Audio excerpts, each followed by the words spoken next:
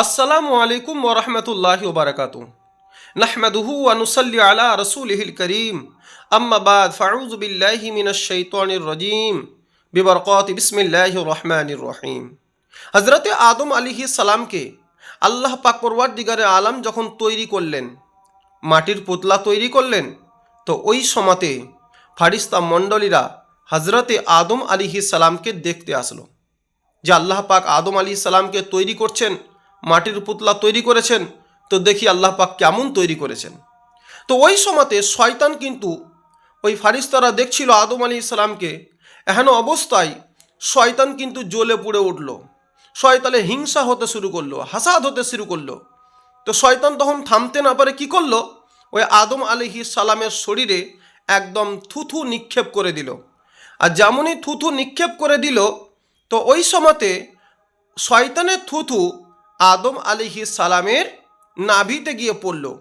আর যেমনই নাভিতে গিয়ে পড়ল, তখন আল্লাহ পাক পরওয়ারদিগারে আলাম হযরতে জিবরাইল আলাইহিস সালামকে হুকুম দিলেন, ও জিবরাইল আলাইহিস সালাম, তুমি আদম আলাইহিস সালামের উপরে যে শয়তান থুথু দিয়েছে, ওই থুথু যুক্ত মাটিটাকে সেখান থেকে তুমি তুলে ফেলো। জিবরাইল আলাইহিস সালাম আল্লাহর হুকুমে তিনি সেটাই করলেন। সেই থুথুযুক্ত মাটিটাকে তিনি তুলে নিলেন। আর তুলে নেওয়ার পর আল্লাহ পাক আরও হুকুম দিলেন যে, ও জিবরাইল আলাইহিস সালাম, আমি তোমাকে হুকুম দিচ্ছি, সেই মাটি দ্বারা তুমি তাকে কুকুর বানিয়ে ফেলো। সেই মাটি দ্বারা মানে আদম আলাইহিস সালামের শরীরে অর্থাৎ নাভিতে যে শয়তানের থুথু পড়েছিল, সেই থুথুযুক্ত মাটি দ্বারা আল্লাহ পাক ওই মাটি দিয়ে কুকুরকে যেন তৈরি করলেন। তো কুকুর মানুষের ভক্ত কেন? যেহেতু আদম আলাইহিস সালামের মাটি তার শরীরে রয়েছে। বুঝতে পারলেন যে কুকুর কেন মানুষের ভক্ত। কুকুর নাপাক কেন? আপনার প্রশ্ন আসতে পারে যে কুকুর নাপাক কেন।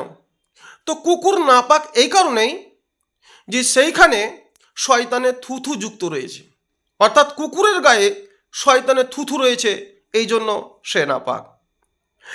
কুকুর এত রাত্রি জাগরণ করতে পারে কেন? তো তার উত্তর হচ্ছে এটাই যে হযরত জিবরাইল আলাইহিস সালামের সেই থুথুযুক্ত মাটিতে হাত লেগেছিল, তার জন্য কুকুর রাত্রি জাগরণ খুব বেশি করতে পারে। এইটা কোথায় লেখা আছে? এটা রুহুল বায়ানে লেখা আছে প্রথম খণ্ডতে, এবং তার সঙ্গে 600 পৃষ্ঠার মধ্যে এটা লেখা আছে। ভিডিওটা ভালো লাগলে সকলকে শেয়ার করবেন, লাইক করবেন, কমেন্ট করবেন। এইভাবে ভিডিও যদি পেতে যান ইনশাআল্লাহ তাআলা সাবস্ক্রাইব করে অল করবেন। আসসালামু আলাইকুম।